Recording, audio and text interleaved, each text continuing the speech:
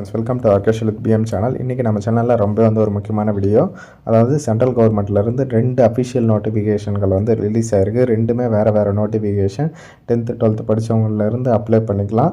அது என்ன ஏதுன்றதை டீட்டெயில்டாக எக்ஸ்ப்ளனேஷன் பண்ண போகிறேன். என்ன படிச்சிருக்கணும், என்ன ஏஜ் லிமிட்டு, எவ்வளோ சேலரி கொடுக்குறாங்க, எவ்வளோ வேகன்சி அவைலபிளாக இருக்குது, யாரெல்லாம் அப்ளை பண்ணலாம், என்ன அப்ளிகேஷன் ஃபீஸு அப்படின்ற கம்ப்ளீட் டீட்டெயில்ஸ் எல்லாமே சொல்ல போகிறேன். இந்த வீடியோவில் லாஸ்ட்டில் ஸ்கிப் பண்ணாமல் பார்த்து முழு டீட்டெயில்ஸை தெரிஞ்சுக்கோங்க.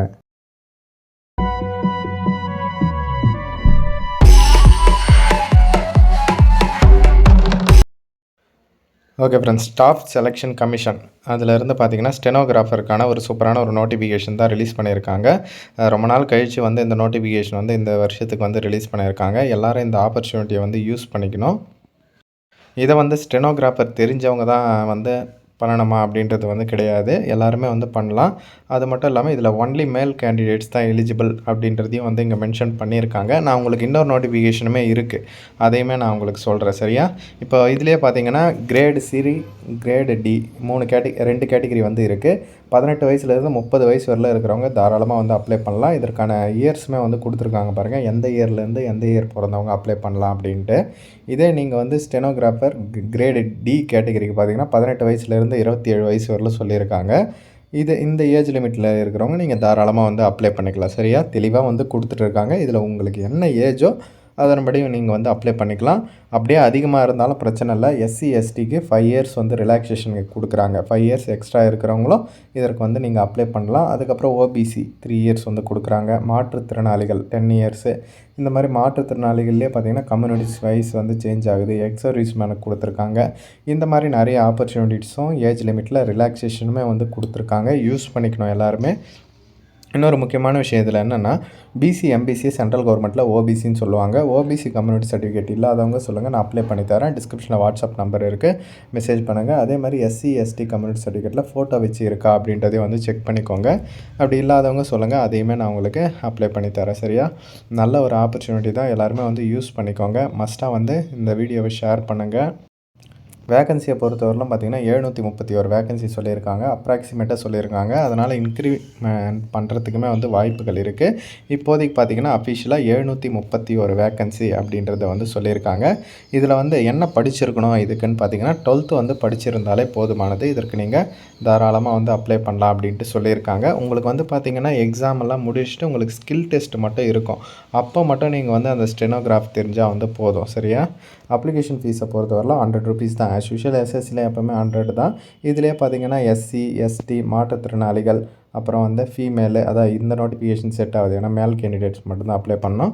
அவங்களுக்கெல்லாம் பார்த்திங்கன்னா எந்த விதமான அப்ளிகேஷன் ஃபீஸ் கிடையாது அப்படின்ட்டு சொல்லியிருக்காங்க. ரொம்ப ஒரு நல்ல விஷயந்தான். சென்ட்ரல் கவர்மெண்ட்டை பொறுத்தவரையில் எங்கெங்கெல்லாம் உங்களுக்கு சென்டர் போடுவாங்களோ அதுதான் ஆஸ் யூஷுவல் கொடுத்துருக்காங்க. அதாவது சென்னை, கோயம்புத்தூர், மதுரை, சேலம், திருச்சி, திருநெல்வேலி, வேலூர், இந்த இடத்துல தான் தமிழ்நாட்டில் எக்ஸாம்ஸ் இதுக்கு நடக்கும். உங்களுக்கு நியர்பையில் எந்த டிஸ்ட்ரிக் இருக்கோ அந்த டிஸ்ட்ரிக்கு தாராளமாக நீங்கள் அப்ளை பண்ணலாம்.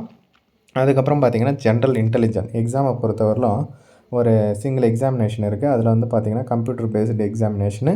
இதில் ஜென்ரல் இன்டெலிஜென்ட் ரீசனிங் இது இருக்குது, ஜென்ரல் அவேர்னஸ் சப்ஜெக்ட் இருக்குது, இங்கிலீஷ் லாங்குவேஜ் சப்ஜெக்ட் இருக்குது. ஓகேவா? இதெல்லாம் டோட்டலாக பார்த்திங்கன்னா சேர்த்து 200 கொஸ்டினுக்கு 200 மார்க்கு, 2 ஹவர்ஸ் எக்ஸாமினேஷன் நடக்க போகுது அப்படின்ட்டு சொல்லியிருக்காங்க. ஃபஸ்ட்டு உங்களுக்கு எக்ஸாமினேஷன் தான் இருக்கும். நெகட்டிவ் மார்க்குமே இருக்குது 0.25. ஓகேவா? ஒரு ராங் ஆன்சருக்குமே 0.25 மார்க்ஸ் ரெடியூஸ் பண்ணுவாங்க அப்படின்ட்டு சொல்லியிருக்காங்க.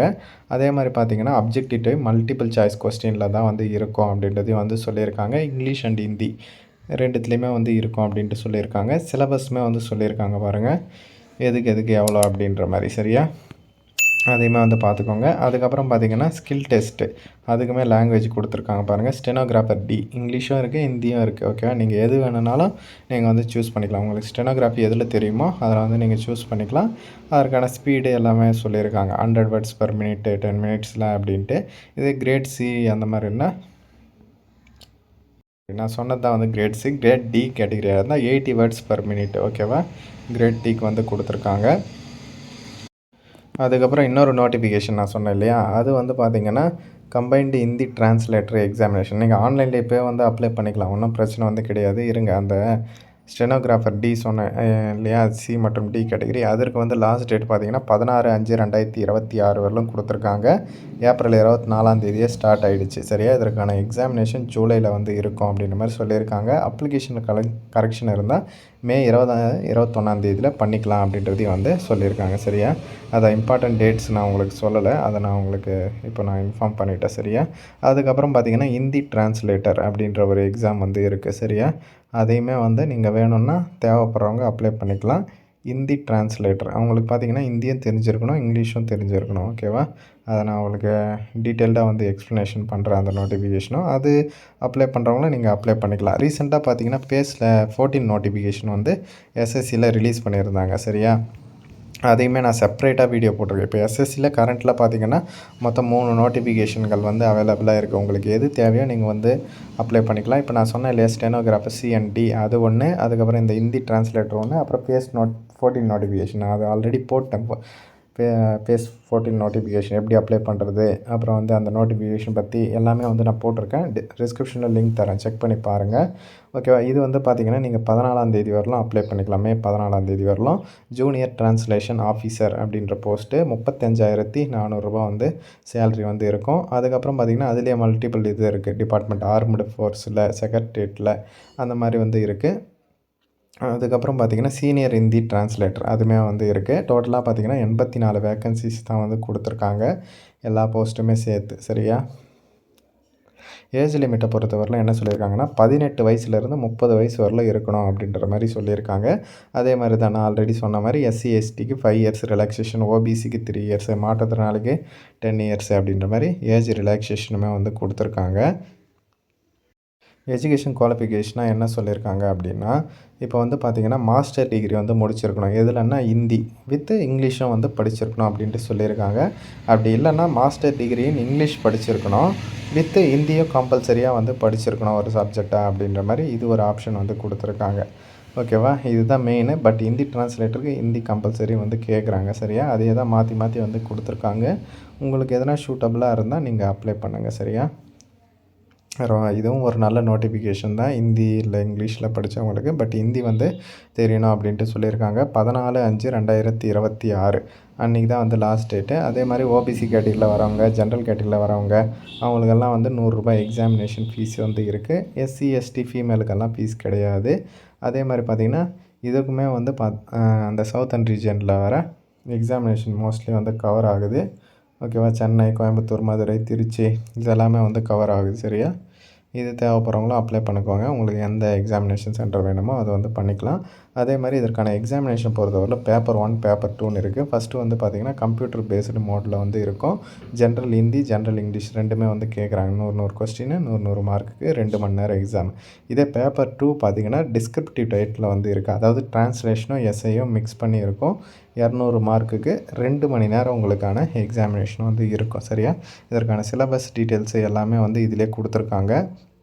நான் உங்களுக்கு இதனோட லிங்க்கும் நான் டிஸ்கிரிப்ஷனில் தரேன். ஓகேவா, 2 நோட்டிஃபிகேஷனுமே செக் பண்ணி பாருங்கள். தாராளமாக வந்து 2த்தையுமே கூட அப்ளை பண்ணுங்கள். சரியா, ஒரு நல்ல ஒரு நோட்டிஃபிகேஷன். இது மட்டும் இல்லாமல் ஃபேஸ் 14 நோட்டிஃபிகேஷனை எக்ஸ்பிளைன் பண்ணி செப்பரேட்டாக வீடியோ போட்டிருக்கேன்.